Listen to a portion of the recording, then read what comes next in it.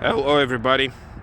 Today is an exciting day for me because I am here next to a relic of the past. As you can see, I'm at Sears, and this is Sears Auto Center. I think the store has been long gone. The Auto Center, I'm not sure if it's still functioning or not. There's some vans here, something that looks like a mechanic, blue service crew. I'm not sure if that's like industrial or for home, but anyway, we decided to meet here because he's local to me, and obviously I'm local to him. He does have his own channel. He's actually a Ford mechanic, and he did buy a Lincoln Town Car. So I'll put a link to his channel and that video that I watched, and actually that's actually his most viewed video. He's also starting up not too long ago, so we decided to team up. I'm thankful he reached out to me, and he does have another, a Lincoln Town Car. I think it's the same year as mine, 06. I think it's a signature series, but from what I understand, it's in much better shape because it was taken care of before. And I think his video says something along the lines of, he quote unquote stole it from the dealership because the dealership took it at a trade-in and didn't really know what to do with it, and he bought it. So it'll be interesting to see another town car. It'll definitely be interesting to meet another fellow YouTuber, and we'll see what the day brings. All right, so I think there he is, because I can't imagine it being anything. Oh yeah.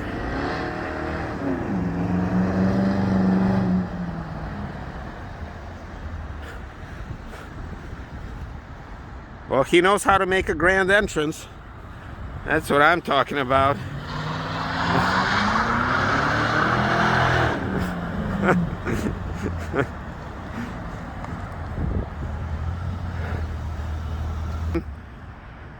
All right, so this is the start of the show. Obviously, I filmed him. All the links will be in the description. I already spoke about his channel, about what he does, and obviously here it is.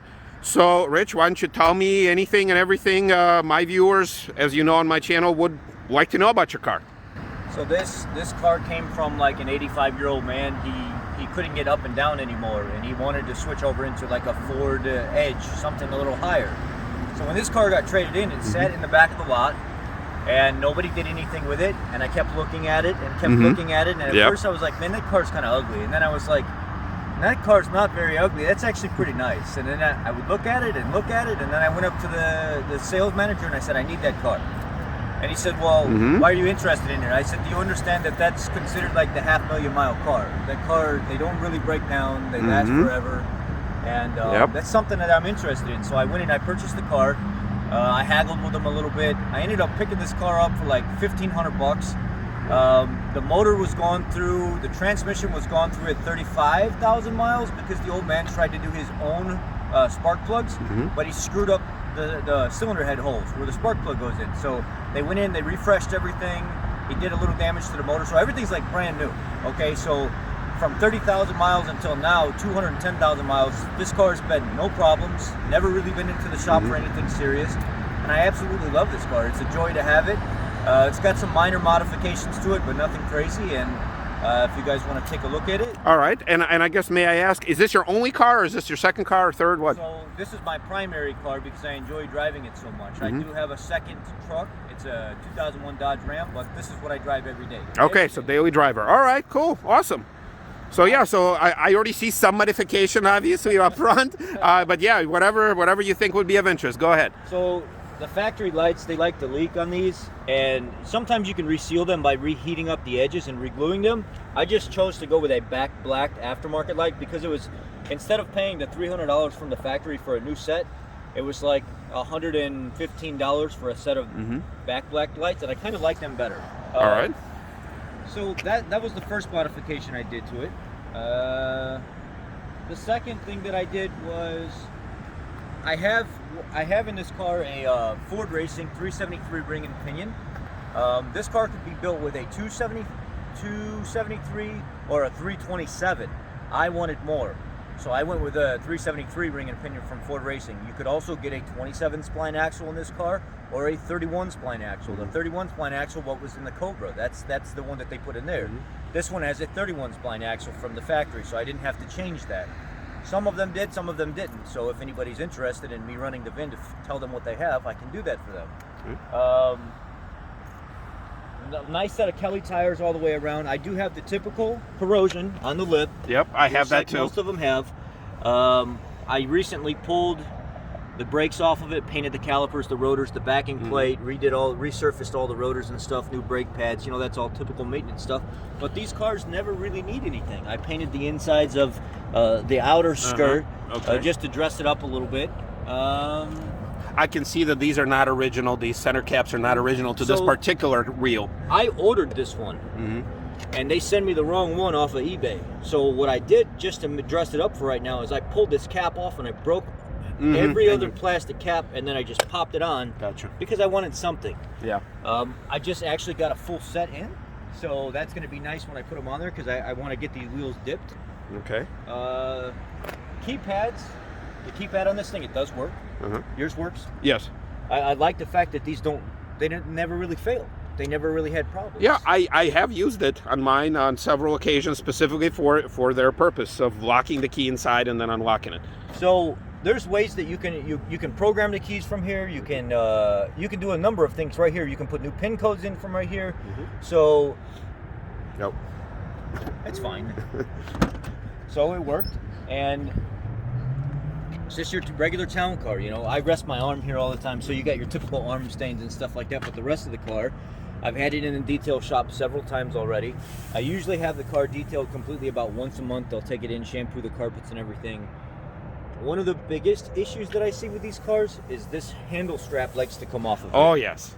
Yep. So what I did was I popped the plastic cover off.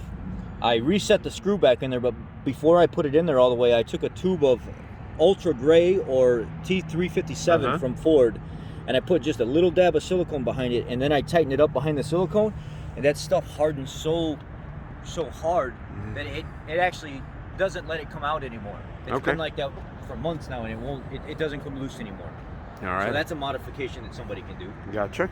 One of the other issues that I see is a lot of people, they don't clean these channels here.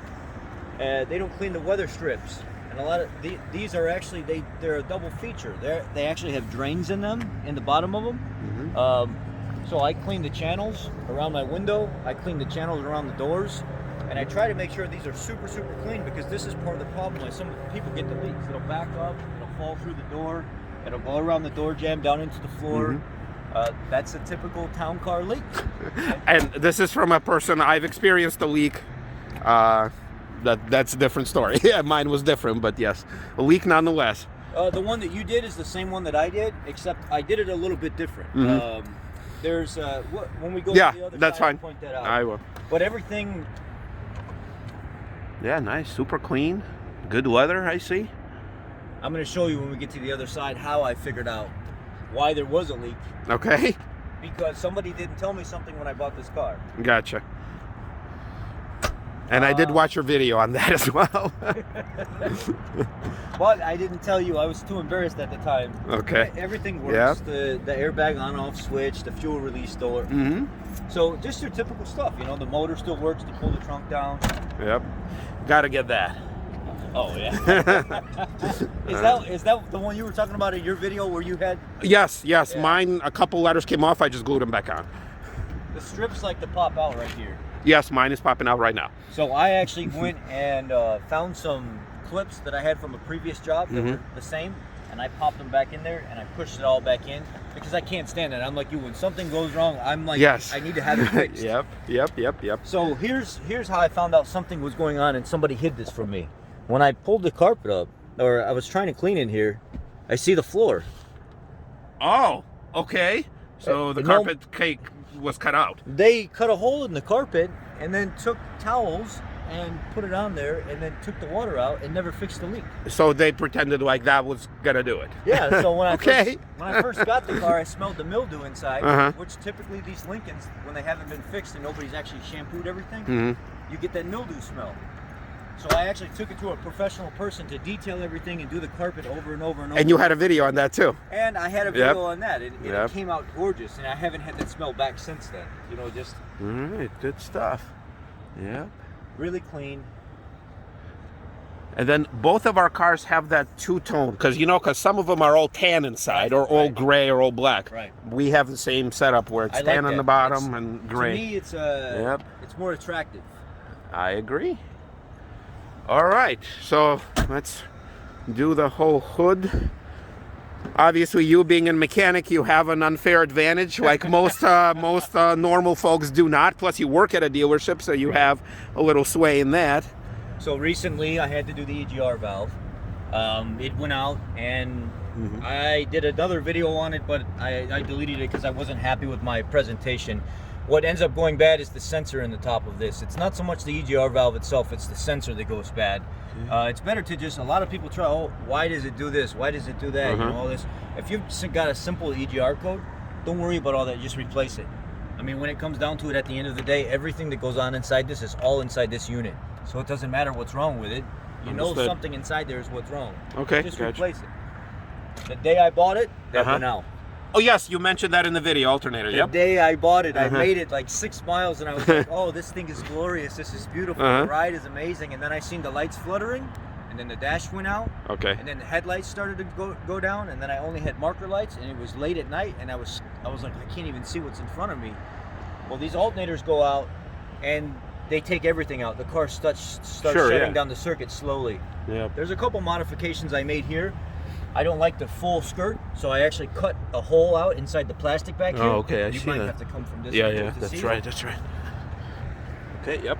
See Because that? I needed to be able to access the manifold. I needed to be able to do my work. I put 2 new Dorman manifolds on there. The exhaust manifolds on the outside. You know how the studs, they like to rot out.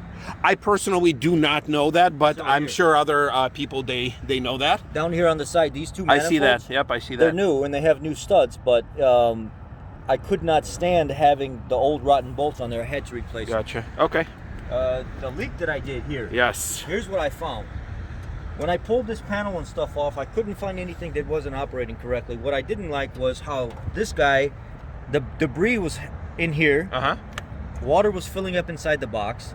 It was spilling over inside the tray, and it was getting down inside the car. So I said, well, I mean, maybe if I take this whole panel off and I lubricate everything and I get it to flex back in its natural position. So I took a heat gun and I ran it across it over and over and over again, and I got it to lay back across the windshield. Okay.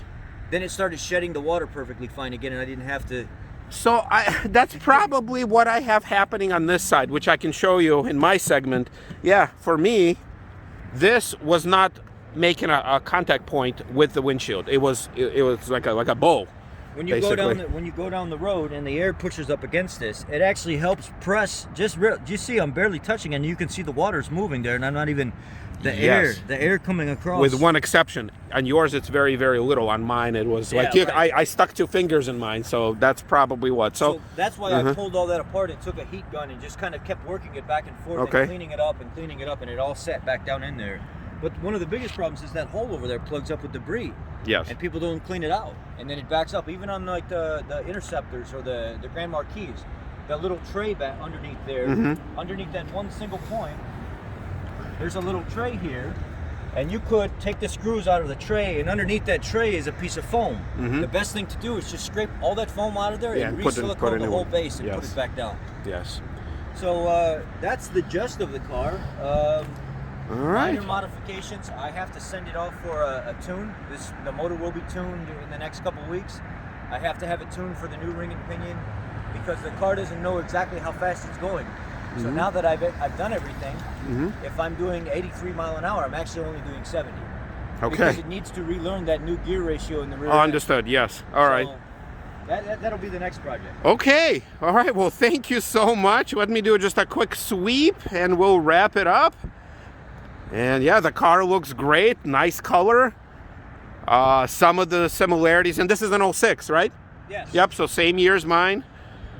So you got the tack, you got the similar problems than mine, and obviously likewise. Yep. I have. Does this have backup sensors?